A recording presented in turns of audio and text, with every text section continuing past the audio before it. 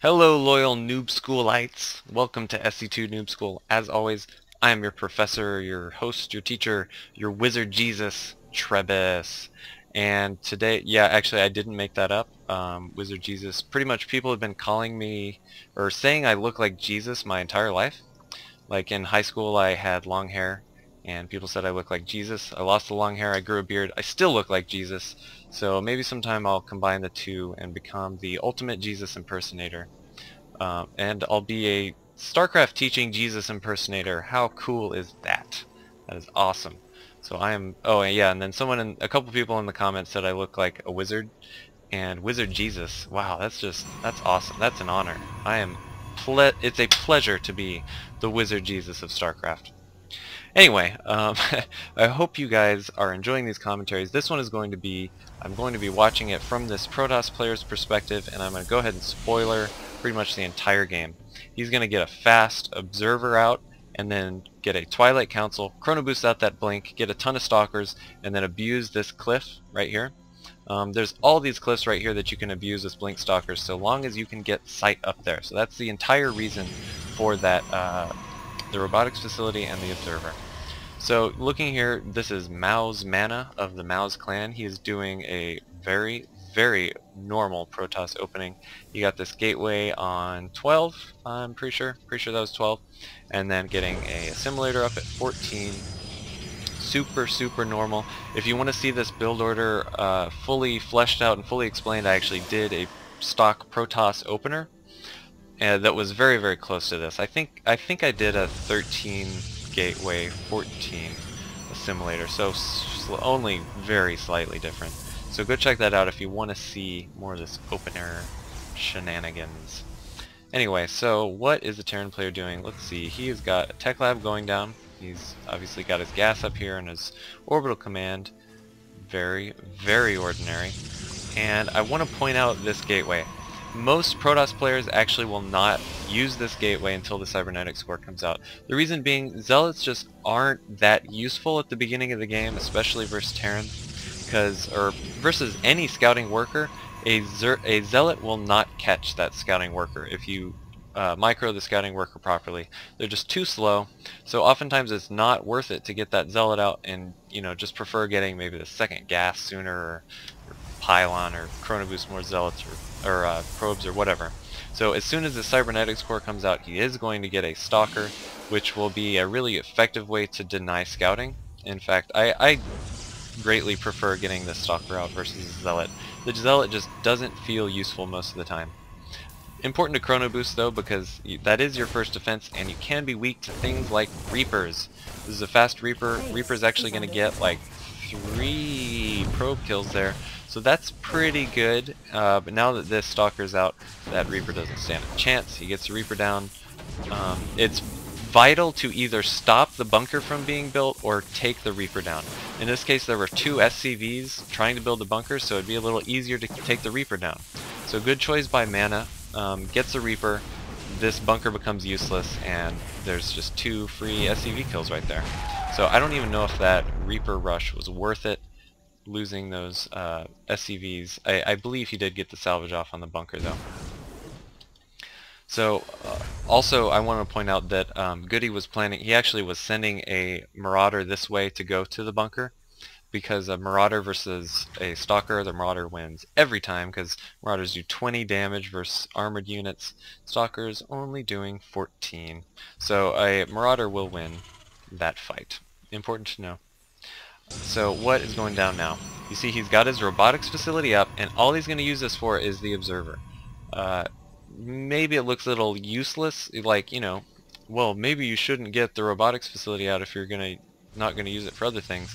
Well, that's kind of true, but at the same time, observers are just so incredibly valuable. There's basically no way the Terran player is even going to deny this observer. He could use a scan to try to kill the observer, but he's only got 2 Marines. That'd be really hard to do. So this observer is going to get totally free scouting all throughout this base. And after that observer, Twilight Council's going down, and he's going to get as many stalkers as he can. He's obviously got warp gates. I didn't even point that out. You pretty much always will get warp gates. It's only 50-50. 50 minerals, 50 gas, so pretty much get it every time. And getting 2 warp gates up. Pretty modest, pretty modest. And as soon as this Twilight Council's up, he is going to go for, he's going to just boost out that blink as fast as possible. So this observer is observating, he's observizing the Terran player's base. And what does he see? Well, he sees the 111 build going down. What's the 111 build? It's basically just going barracks, factory, starport. Although I don't think, no, he did not see the starport. So a little bit of a scouting error on his part, but he will actually be able to defend this pretty well. And the Terran player is going for a pre-igniter Hellion drop. So, and pre-igniter Hellion drops, very popular right now, very, very effective and scary, and they can just destroy your worker line so fast. So you see he's getting this blink, chrono boosting it out, wants to get it as fast as possible, and then just massing up as many stalkers, getting 1 sentry, I guess, to block a ramp. Now, I'm actually going to pause this real quick. This drop is coming in. I want you to notice Mana's building placement. He's got this entire area extremely closed off. The only way to get to the probe line is through here and through here. So the Hellions are not going to have all kinds of crazy options where they can be running around, you know, being much, much faster than these stalkers or probes. They're going to be stuck entirely within this area. So restricting that movement is really, really important for a kind of drop like this.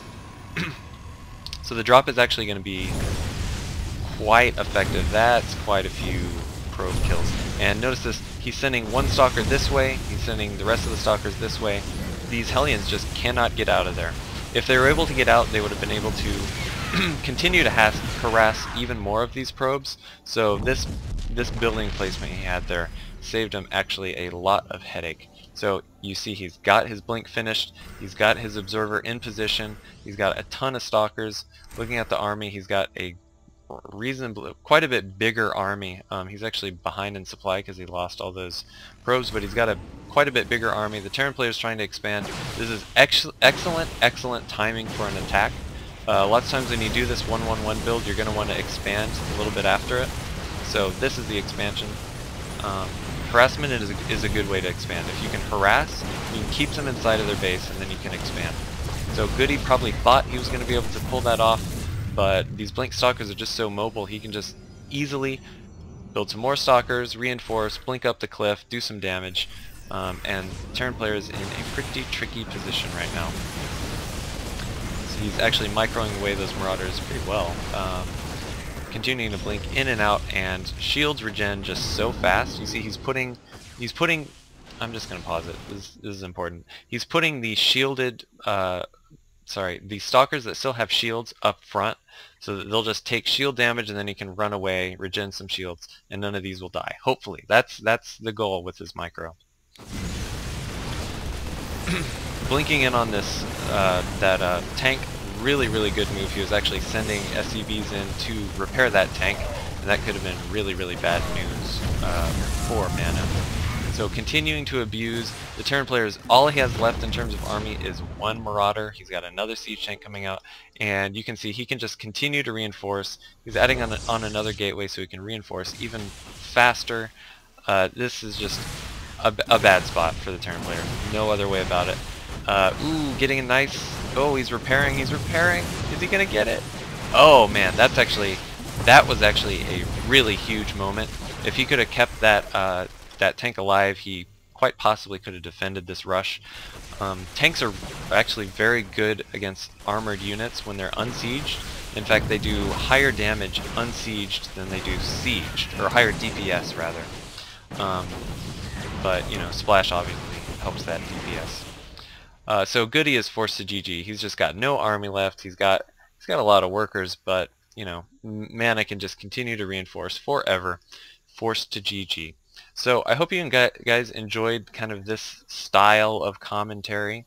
I'm probably looking to do a lot more of this because it just helps me explain broader strategic concepts by watching an entire game. If you have any good replays, send them my way. And also I'm going to start trying to do this every time I do a commentary, just for fun, just to get you guys engaged.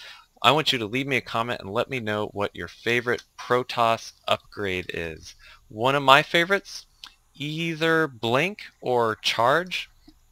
I really like Charge because I just think it's a well-designed upgrade for the game because it really gives life and utility to your zealots as soon as they're starting to become a lot less useful.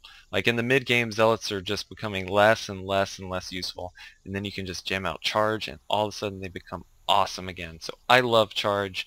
Blink is really cool too. Anyway, leave me a comment, let me know what your favorite Protoss upgrade is, and I'll see you guys next time.